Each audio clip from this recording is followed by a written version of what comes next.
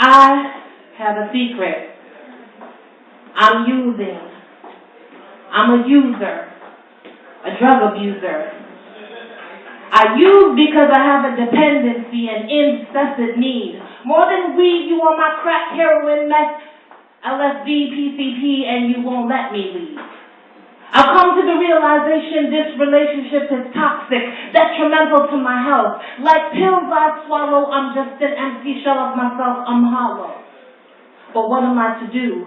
You have me completely consumed, intertwined, engulfed, wrapped in your hands every time I think I can do better and kick this habit you tell me I can't. When you talk shit, I believe, because I lack self-esteem, reason why I have 0 kids to show for 3 pregnancies. Give me peace, let go of me. But to let go was not part of your stipulation, and my abortions were only a part of your manipulation. You had no problem injecting yourself inside of me and in euphoria shooting up inside of me, but told me I wasn't good enough when we conceived. 6, 8, and 10 weeks all terminated before hearing their hearts beat. You spit on me, slap, punch, and kick me. You tell me I'm fat, black, and ugly repeatedly. Sometimes I tell you to get out my life, and when you go, I always call you back because you're like crack. I can't stay away for too long because when you're gone, I go through withdrawals. Lonely nights, my body shaking vehemently, needing you to come to my side speedily. And when you come to my side, we both indulge in our drugs. Bodies rubbing, skin touching, we begin to make love. I'd be a liar if I said the sex wasn't the biggest thing that keeps us together. But all my family and friends want is to see me get better. But instead of emancipation, I've chosen a route of isolation, adopting this philosophy. It's just me and my man. And none of my family and friends can possibly understand, even if they tried. How can they get a relationship plagued with lies, STDs, fights, and attempts of suicide? Give me peace. Let go of me. And since you won't, it's up to me to inflict the first blow, so I'm the one letting go. This relationship is toxic, it's sick, and I'm sick and tired of this shit. It's a never-ending cycle between me and you, which is why I've decided to stop using and abusing you. You see, I will no longer be your victim, your prey, your punching bag, your fucking doormat. I am no longer weak. And I will use this voice God gave me to speak. I have to save myself because I'll kill myself if you don't kill me first. And even though this hurts, I feel it's time for me to detox, and my very first step is to put all your shit in a box. I've finally decided to kick this habit. Your box is in the hallway, don't forget to grab it. Yeah!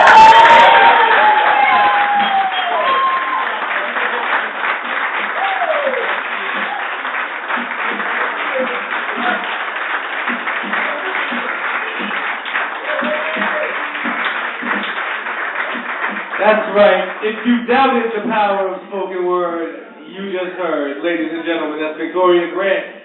Woo! Yeah, no, make some noise. Let it know. Like I said, don't be shy. It makes your grandma's phone for me. Although if your grandma's here, she's cool as shit. All right. Next on the open mic, ladies and gentlemen, this person has been supporting open mic since the very beginning. He was actually our very first DJ for the event. He's been a good friend of mine for a long time. I've never seen him on a microphone. I want you to go gentle, but please be loud and welcome Ryan Clark, a.k.a. DJ RC420.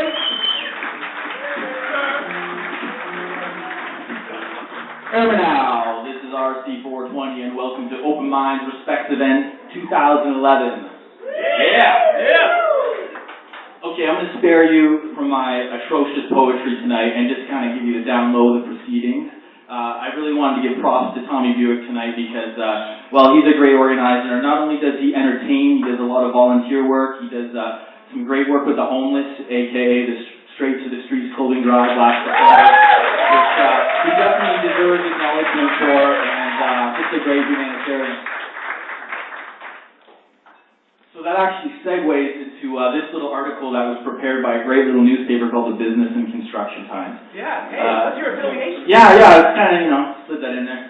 KJ Mullins actually put together this great little article, and she's a great local journalist. But if you get a chance to look at this feature, it's on page 2 of the January issue. But there's a great little picture of Tommy, and if you notice, he's kind of subtly holding something in his middle finger. And I would really like to get your interpretation of that later on. So I have a feeling it might be a parking ticket or something intended for the Metro Toronto's finest. But anyway, you can check that out later. Okay, the next thing, 2 more things I want to talk about. You'll notice this bastard tripod over here. If anybody has seen the movie Be Kind, Rewind with Jack Black, great film, you'll kind of get an idea of what this thing is going to do. So, it just kind of makes it a little bit more interactive. We can gauge all of your wonderful reaction and upload it to our YouTube channel and share the magic for years to come. So if any performers are uncomfortable with, this shit going on, just let me know and we'll kill it, but I think it'll be cool as shit. And the last thing I want to talk about, okay, so does anybody know what this thing is? Bucket! It's a bucket. Nope. It's got a term. I thought maybe, no? Anybody go to thinkgeek.ca? They have some wonderful products there. Anyway, this is known as the Airduca, but for tonight, this is heckler control. Oh no!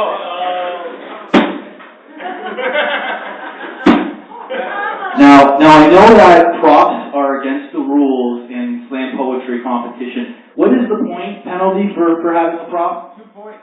2 points, okay. So anyway, I just wanted to let all you motherfuckers know that this fucker's locked and loaded and ready. If anybody gets out of line, you just, like that guy over there,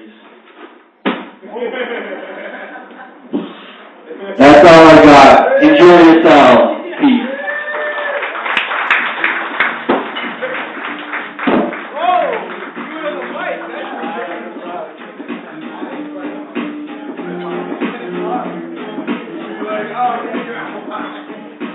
Did you hear that thing as it went by the mic? Because I wasn't getting it when he did it over here, but when he did it at the mic, whoa!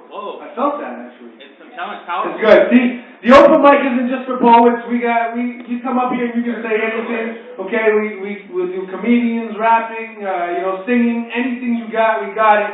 But ladies and gentlemen, make some noise for our next open micer. This fella has been running a little thing called the Toronto Poetry Slam for the last 5 years. He goes by the name Dave Silverberg. Ladies and gentlemen, make some noise for Big Deal.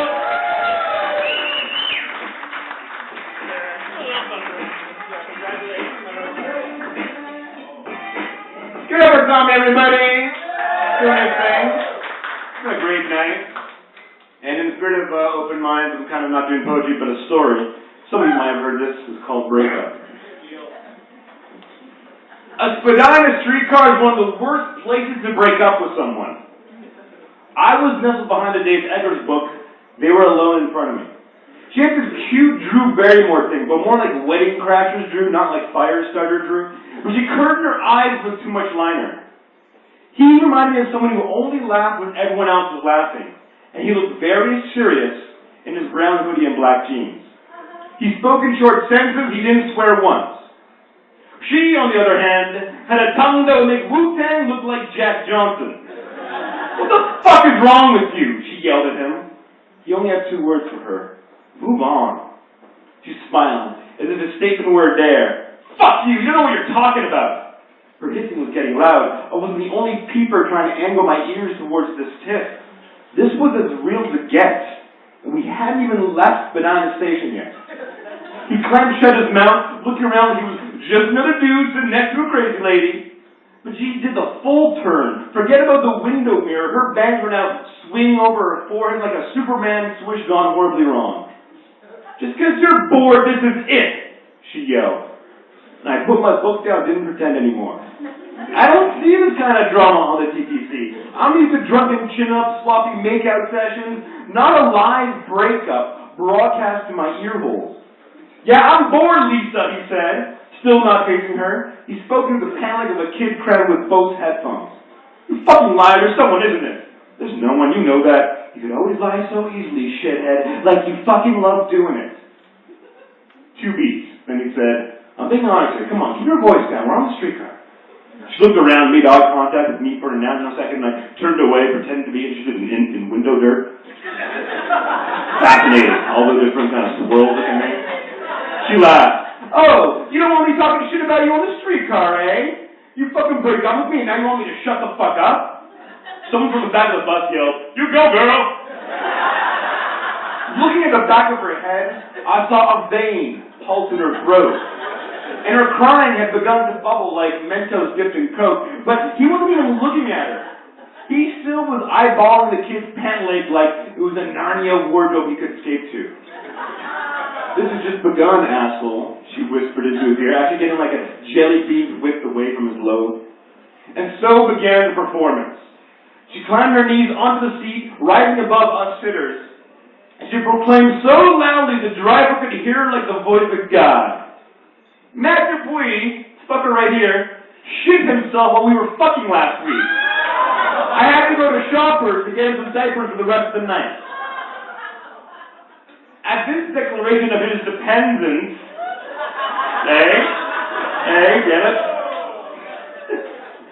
He cried out to stammering, "Well, what the hell are you saying? What's wrong with you?" That only stoked the flames. That and heavy laughter waving through the streetcar. It felt like the most awkward comedy club imaginable. She was smiling wide now, as if she never cried. Matt Dupuis told me he once jerked off and came in his own eye. The streetcar was now moving out of Spadina's face, and the driver had no pity for the boy. A skinny guy who looked like Adrian Brody said, "You get pink eye, dude?" The streetcar laughed, truly the entire streetcar, even the subway man. She didn't pause. Matt Dupuis watches the new Degrassi show every fucking weekend. When he misses it, he TiVos it. And here she pats his head like he was a 5-year-old boy, and he twitched when she touched him. His lips snarled, he screamed, "That's enough, Lisa, off to the next stop." "Fuck you," she snapped back. "I'm staying here, I'm going to the party." "Then we're walking, you're not talking shit about me on the streetcar." Her cute Drew Barrymore face was twisted in the kind of rage only breakups bring out. It looked ugly, like alien ugly. But to me it almost seemed fake, like she was an actress playing a role. Maybe because I never see this face from the outside looking in. Then leave me alone, Matt. I can do what I want. We're not together anymore. As if that point had driven home into his ribcage, he shut up from his seat, pushed over a headphone kid, careened past the gaggle of Asian girls, rang the bell, and then waited for the college stop. It was going around that long kind of bend thing. It was like taking a while. It was really awkward. Matt Dupuis, she began blatantly. Lisa, cut it out. Come on. Matt Dupuis always wanted to be like his dad. Always wanted to be a painter. But he fucking sucks. He's better off at Blinds to Go. He won't embarrass himself there. Even I thought that was low. Her venom curled up his lip. His arm shot out to push the doors open, even though the streetcar was still moving. The doors buzzed, driver told him to settle down. There was a nervous laughter running through the transit riders now. He was silent for another 10 seconds as the car reached college. He left without even a glance in her direction. I was tempted to follow, being a journalist, to find out where he'd unleashed his anger, which newspaper box would he hit first, now or I realized, though, he just hated himself. And I kept still, even though I began to itch up the book to return to that Dave Eggers world. I thought she seemed composed and ready to ride out the rest of the trip. But how wrong I was. Lisa began talking, to herself, to no one. That felt like a list she had to recite. Maybe it was a ritual, a cleansing, or a final fuck you. Matt Dupuis cries in his sleep. Matt Dupuis made his brother smoke weed. Matt Dupuis has the most annoying laugh, it's like a coyote dying. Matt Dupuis, Matt Dupuis, Matt Dupuis.